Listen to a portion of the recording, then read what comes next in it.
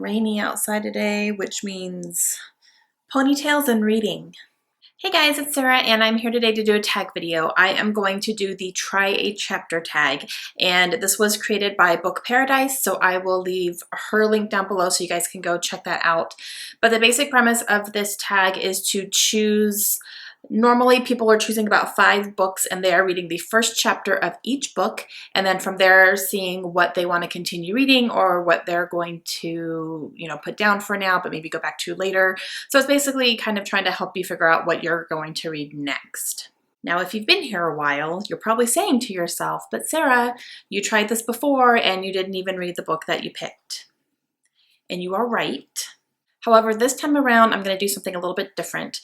Instead of just picking a book and including it in my wrap-up or anything like that, I'm actually going to pick a book right now that I'm going to continue with, and then I will have a review of that book at the end of this video. I've seen 2 people do it this way so far. The first one was Books and Lala, and the second one was Jordan's Journals. So I will leave both of their videos linked down below if you guys want to go check those out too. But I really like the way that they did that. Plus, having the review in the same video really keeps you accountable to actually reading it. So with that, I have picked 5 books. I have read the first chapter in each of these books. I'm hoping by the end of this video I'm going to know what I'm going to read, because I'm still kind of trying to choose between 2 of them because I'm not 100% sure yet, but I'm going to be forced to make a decision here. So I went to my summer TBR bookshelf of all of my book outlet books that I have not read yet, and these are what I am choosing from. I decided to pick the first book in a series for this, so I picked 5 books that were the beginning of a series that I have. Even if I didn't have the entire series on my shelves, I still went ahead and picked them because that would give me a good idea on whether or not I actually want to read the series or not. So the first one that I went over and I grabbed is Shadowfall the Beginning, which is written by C.C. Hunter. The first book is called Born at Midnight. And this book is actually a compilation of the first 2 books. And this one follows a young girl named Kylie, and her parents are getting divorced. She's seeing a strange army soldier who is stalking her, but no one else can see him. So she's not really sure what's going on and she can't really explain it. And that is what I got within the first 6 pages, which was what the first chapter was. And it was definitely enough to kind of pique my interest. I put it down and said, okay, I'm not mad about that. So not sure if it's something I'm going to continue with right this second, but it definitely held my attention. I do know that this one is a paranormal book, and it's something that Kylie has some sort of powers that she's not aware of yet. The next book that I picked up off my shelf is Black City, and this is by Elizabeth Richards. This is the first book in the Black City trilogy. And this one, I actually read the first 2 chapters because the chapters were in dual perspectives. So one was from one character, the second one was from the second character, and it alternates throughout the entire book. So I thought I would get perspectives from the 2 characters first. The 2 chapters were a total of 9 pages, and this follows a boy named Ash and a girl named Natalie. Ash is a darkling, which means he's a vampire, and we meet him under a bridge, and he is feeding off of a human. And apparently in this world, the humans and the vampires, when a vampire feeds on a human, it gets the human high. So it's like a high for them. So there's some sort of venom in their fangs that is transferred to them as they're feeding on them. So it's almost like a drug addiction. And in turn, the vampire will also get a high off of whatever the human is on as well, whatever chemicals they have in their body. So it's kind of an addictive thing that's happening. Natalie is the daughter of the emissary in this world, who I guess is kind of the government officials, and she is trying to hide from some of her mother's soldiers who are trying to find her and locate her because she keeps running off and her mother wants to know where she is. So she takes cover under this bridge and finds Ash, who had just fed on a human, and the human was not reacting very well to the vampire bite. So they kind of find themselves in a bind. So this one seemed kind of like a paranormal dystopian almost. It seems like there is a very corrupt government going on, and the streets are not safe. There's a lot of things that have been happening that are kind of making this world crumble around them. And there's also vampires, obviously, because Ash is one. And so that's very interesting, you know, a paranormal dystopian. I don't know that I've read very many of those. So this one definitely caught my attention. And after I read the first 2 chapters, I was definitely intrigued. The next one that I picked up is A Natural History of Dragons by Marie Brennan. Now, this book is the first book in the Lady Trent memoir series, and I believe that there are 4 or 5 books out right now, and I do have the first 3. And this one is a historical fantasy, I believe, and it follows a woman named Isabel Trent, and it's kind of her memoirs as she is a very important person in this world. I read the preface and chapter 1, which were 14 pages, and this book hands down wins for the most beautiful. The cover is gorgeous, the inside art is gorgeous, and it was just stunning. So the preface was only 2 pages, and it was more of like a letter setting up the entire series. And then the chapter 1 was following her as a young girl. She was about 7 years old. She was very fascinated by living animals and kind of how they work, especially, you know, birds and that kind of thing, and dragons, and starting to get into dragons and realizing what dragons actually are. And she grew up in a very strict household and very proper, and things like this were not supposed to be appealing to girls, so she had to sneak around a lot to do her research and her learning and exploration of these animals.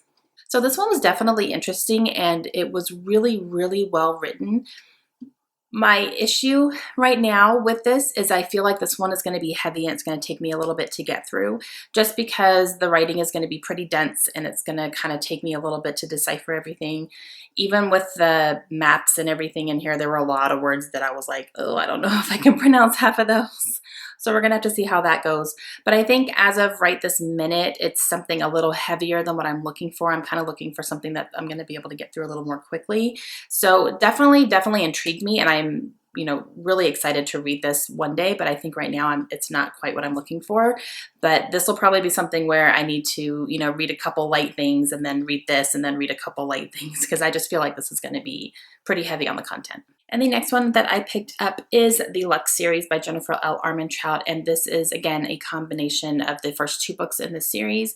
And the first book is Obsidian, so I started with that one, and that first chapter of this one was 9 pages long, and we are introduced to our main character, Katie, who is a 17-year-old who just moved to a really small town in West Virginia, and her father had recently passed away, so her mother was looking for a change, so she moved them from Florida up to West Virginia to a town that basically has nothing in it.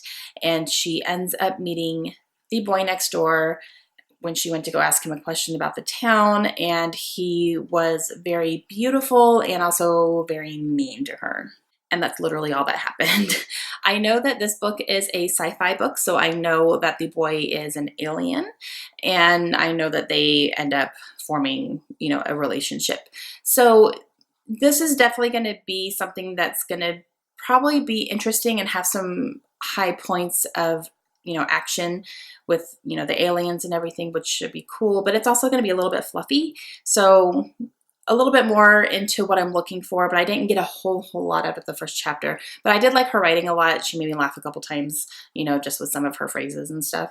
So definitely on the radar. And for my 5th book, I couldn't decide what I wanted to pick. I was just staring at my bookshelf and not really sure what I wanted to do. So I just went ahead and picked out 4 books that were the first in a series, and I put them on the floor, and I asked my daughter Kaylin to pick one for me. So she ended up picking Steelheart by Brandon Sanderson. This is the first book in the Reckoners trilogy, and this one is a young, I'm going to say young adult, kind of a, I don't know, maybe more like a sci-fi fantasy type of book.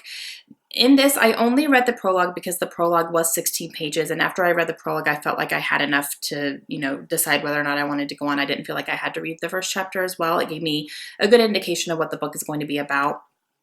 This book follows a young boy named David. When we start out here, he's having a memory from when he was 8 years old, where he was the witness to his father's death in the middle of a bank robbery that happened.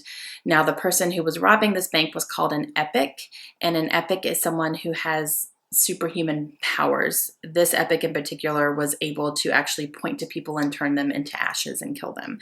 And then we are introduced to a character called Steelheart, and he is kind of idolized, like a superhero type. He's superhuman. Nothing can touch him. He can't be held down by anything. He has superhuman strength. I kind of think of him as maybe like a Superman type character, but he's not exactly the best person. He's considered a superhero, but he also was showing that he's kind of a dictator, and he's going to take over the city of Chicago and say, "This is mine. You are my people now. You will obey me or you will die." And people are having to really do that because he cannot be conquered, basically. So I really enjoyed the prologue of this one, and the writing was fantastic, and it definitely held my interest and made me very interested in where the story is going to go. Okay, so of these 5, the 2 that I'm looking at right now are Black City and Steelheart, and I can't really decide.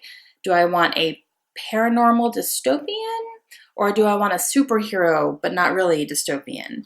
So that's kind of what these 2 are seeming to be like. This is probably more dystopian than this one, and I haven't read a dystopian for a while. I also haven't read a paranormal for a while, and I've never really read anything that had like a heavy kind of almost comic book feel to it. So I'm not sure which one to go with. I actually really just don't know. Another factor is this one, I have the entire trilogy. This one, I only have the first one. So if I want to continue on with this, I'd have to either get it from the library or buy the second and third books. So I don't know which one. Which one should I go with? Okay, so I'm going to make a decision. Of these 2, the one that as I was reading, it really held my attention and really got me curious as to what was going to go on is Steelheart. So I'm going to go ahead and I'm going to read Steelheart by Brandon Sanderson. This will actually be my first Brandon Sanderson book. I've never read anything by him, even though I think I own like 4 or 5 of his books. So finally going to read something. So I am going to go read this, and then I will be back here with a review. All right, guys, so I am back. I have just finished Steelheart last night, and I really, really, really enjoyed this. So score 1 for Kaylin. As I was reading this, I would just realize I totally picked the book that she picked and absolutely loved it. I ended up giving this one 4 stars. It is my first Brandon Sanderson book, and I'm totally hooked. So this follows, like I said before, a boy named David who witnessed his father's death at the hands of a man named Steelheart, who is an epic and has these superhuman abilities, and he is taking over the city of Chicago while the world is kind of crumbling, and these epics are starting to pop up, and anyone can be an epic if they have to gain the abilities somehow. So normal humans are turning into epics as well, and they each have different specialities and superpowers and things. So David spends 10 years of his life. His father's death happened when he was 8, and in this book he is 18, so he spends 10 years of his life really plotting revenge on Steelheart for the death of his father. All he wants to do is take Steelheart down and kill him. So he ends up really admiring a group called the Reckoners, who is kind of a vigilante group of humans who are trying to take down the epics and everything they stand for. And they do it in secret. No one knows who they are, and they just know that things are starting to happen. So David finds out about these people. He wants to join them so badly. So he ends up going to one of their missions, I guess you could say. He figures out where they're going to be and who they're, or that they're going to be planning to attack someone. He doesn't know who, but he witnesses them trying to do it and ends up helping them in the process, kind of unexpectedly. So he ends up joining the Reckoners and making these friends with these people. These people are awesome. And so they kind of end up having this mission to go after Steelheart himself, who is supposed to be someone who cannot be conquered at all. He cannot be taken down. Everyone is scared of him. So it was very interesting. This is the first book in a trilogy. So this definitely left on, you know, that there's going to be more to the story and there's more coming, and I'm really excited to see what that's all about. But I really overall just enjoyed this. The writing was fantastic, like I said before, and The characters were fantastic. I really liked all the characters in here. It was very unique in the abilities that these epics have, and that anyone can be an epic and you don't really know who is and who isn't. It's very, very, very interesting. So I thought it was super creative, definitely a sci-fi kind of dystopian type of book. And I loved it. I really did. So I'm excited to move on with this trilogy and get the other two. I'm not going to buy them. I'm probably just going to get them from the library. So, but I really, really enjoyed this, and props to Kaylin for choosing it for me. If you guys liked this video and the way that it was done, I highly suggest that you click on the links below and check out Books and Lala's video and the Jordan Journals video. Those are the two that kind of gave me the idea to do the review at the end. And I thought it was very interesting, definitely helped me actually read the book. And I will be back soon with some more videos. Hope you guys have a great day. Bye.